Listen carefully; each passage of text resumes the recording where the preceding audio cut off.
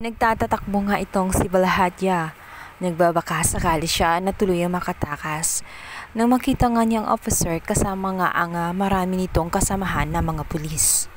Ngunit sa pagkakataong ito ay hindi na nga niya matatakasan ang mga pulis sapagkat nagawa nitong makorner. At saktong-sakto rin nang siya ay mamatay, diretso nga siya sa hukay na kanyang ginawa. Naman nga din ng mga pulis na sa katabi ng hukay na yon ay nakalibing nga ang isang pulis din na si Officer Vasquez na kasamahan din ni Balahadya.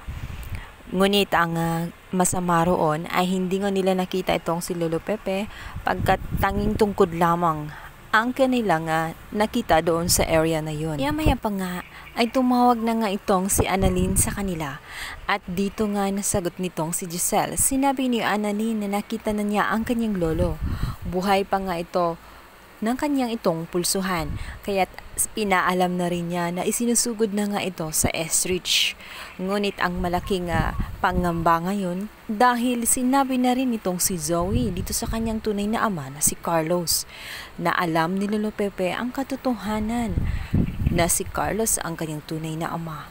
Maaaring gagawa ng paraan ni Carlos ito dahil sa oras ng magkamalay itong si Lolo Pepe, natitiyak niyang makukulong ang kanyang anak na si Zoe. Samantala, ito ngang si Moira ay natunugan nga niya ang ginawa ng pulis dito sa kanyang kasamang si Balahadya. Kaya pala hindi na ito sumasagot sa kanya dahil natsugi na pala siya ng mga kapulisan. Kaya naman si Moira ay dali-dalig na ngang umalis sa lugar na iyon at dumiretso na nga sa hotel. At nagtataka nga siya kung bakit mas nauna pa nga si Moira dito kay Zoe. Pinagalitan pa niya ito ng bonggang-bongga.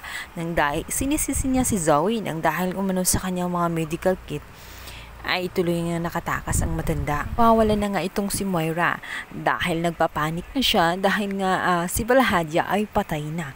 At maaring kapag yung isang ay mahuli pa nga ay maaring ikanta na rin siya nito. At ito pa nga ang kanyang problema dahil nga raw nawawala itong si Lolo Pepe. Natahimik bigla itong si Moira nang itong si Zoe ay magsalita na tumahimik na siya sapagkat wala na umano ang kanyang lolo. Ito na nga ay sinalaysay ni Zoe ang lahat-lahat ng mga nangyayari, ang pagtulong niya sa kanyang lolo. Naawa siya rito dahil nga matanda na, subalit hindi niya sukat akalain na ibitray nga siya ng kanyang lolo. Inaagaw lang umano niya ang cellphone, subalit nga na-outbalance nga itong si Lolo Pepe, kaya siyang dahilan kung bakit nahulog ito sa bangin. Nakokonsensya nga itong si Zoe sa kanyang ginawa, kaya naman wala siyang tigil sa pag-iiyak. Natotorente na nga itong si Moira, kaya naman sinagawa na nga niya itong si Zoe na stop crying.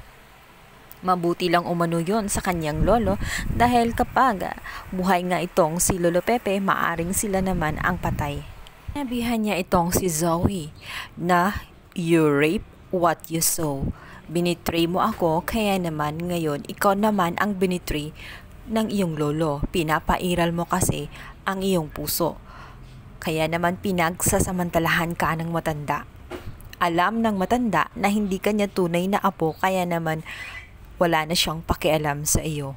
Sinabihan siya ng kanyang ina na itigil-tigil na niya ang kaiiyak at huwag siyang makonsensya sapagkat tama lang daw yun sa matanda.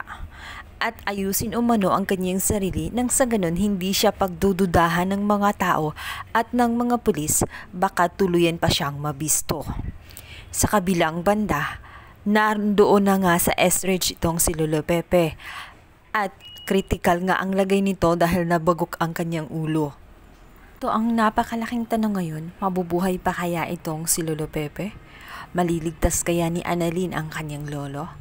Sinabihan nga siya nitong si Doc Carlos na wag na siyang sumama sa operation dahil nga kamag-anak niya ito at maaring iiral ang kanyang emosyon dito sa kanyang lolo. Baka hindi niya na magampanan na mabuti ang kanyang pagiging doktor.